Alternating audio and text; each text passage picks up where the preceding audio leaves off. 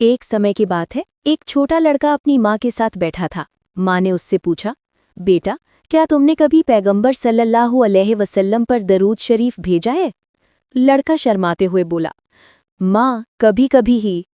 माँ मुस्कुराई और कहने लगी, बेटा, अल्लाह ने कुरान में फरमाया है, निश्चित ही अल्लाह और उसके फरिश्ते पैगंबर पर दरूद भेजते हैं। है ईमान वालो, आप भी उन पर दरूद भेजो और उन्हें सलाम करो। सहीह मुस्लिम, किताब अज़-ज़िक्र। लड़के ने सोचा, अगर मैं रोज पैगंबर सल्लल्लाहु अलैहि वसल्लम पर दरूद भेजूं तो मुझे भी अल्लाह की बरकत मिलेगी।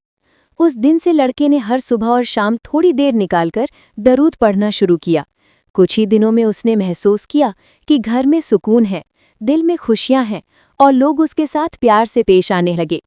माँ ने फिर समझाया, बेटा, पैगंबर सल्लल्लाहु अलैहि वसल्लम पर दरूद भेजना सिर्फ शब्द नहीं है, ये अल्लाह की रज़ा पाने और हमारी ज़िंदगी में बरकत लाने का ज़रिया है।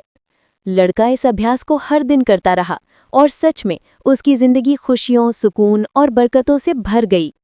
सीख: पैगंबर सल्लल्लाहु अलैहि वसल्लम पर दरूद भेजना केवल नेक काम का ज़रिया नहीं, बल्कि दिल की शांति और ज़िंदगी में बरकत पाने का तरीका भी है।